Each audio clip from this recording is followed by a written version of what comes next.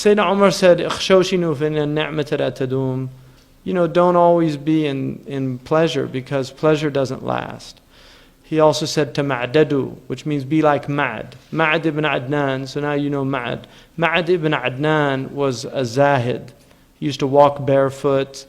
And so Omar said, amshu hufatan, walk barefoot every once in a while.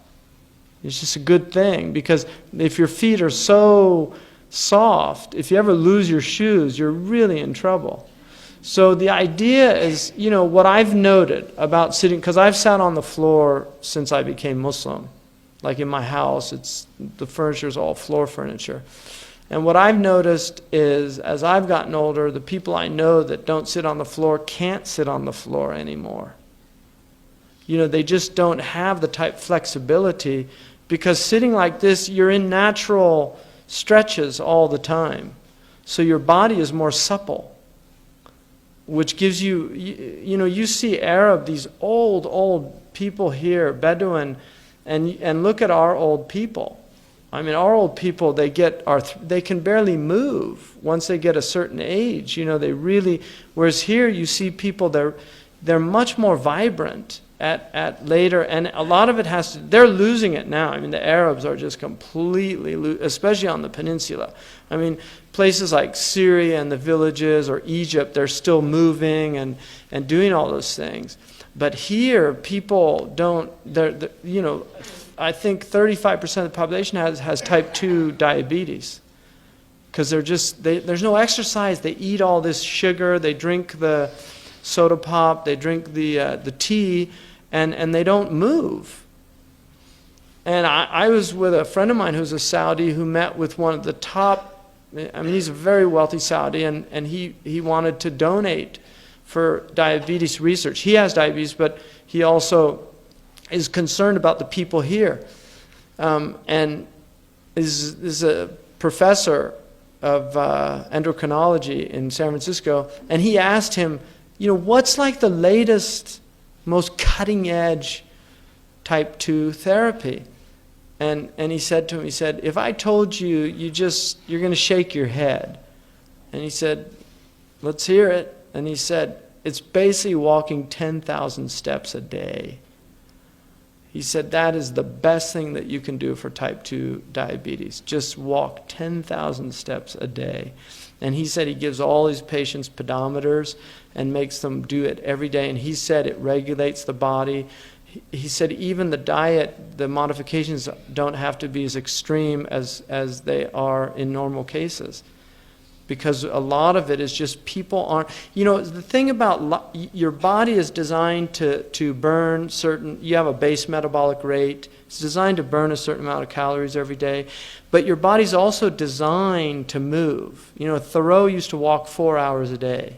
Henry David Thoreau. He wrote a beautiful essay called Walking. It's really worth reading. But he walked 4 hours a day, and he said these legs were not built for sitting around every day. Just if you look at the legs, legs are built. And if you look at the way your body's been designed, it's just an amazing thing that God's given us, these bodies. I was thinking this morning, because I was trying to get the wrapper off the soap, and I was just thinking, what a blessing the fingernails are. Because if you didn't have fingernails, you couldn't do stuff like that. You'd be sitting there all day trying to get that stupid wrapper off the soap. But Allah gave you fingernails to do things. It's just, the body is so beautifully designed. And so to honor the body, to take care of the body, the Prophet ﷺ exercised. They said that he died and he had no stomach. He did not have a stomach. Then they mentioned that. And he said, "Al-bitnatu tudhib al-fitna." Filling the stomach will make you dull-minded. Overeating. So you need a certain amount of calories. The women are designed to have more weight than men. So it's not, you don't want these modern, Jane Fonda type people that, exercise to where they lose all their body fat and things. It's unhealthy for women to do that. But it's important just to remember that the body has a right walking, doing those things. It's good for the body. You should try to do something every day, for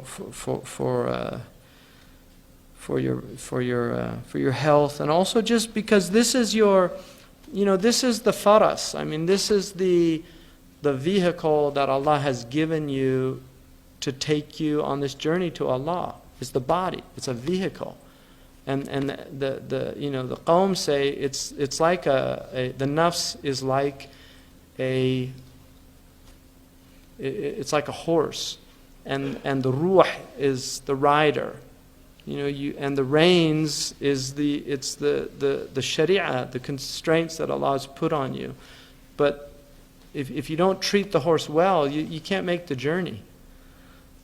You can either burn yourself out too much, or you get so lazy that you don't have the ability to make the journey. It's one way or the other, because some people go to that extreme. Shaykh Abdullah bin Bayya told me, sleep.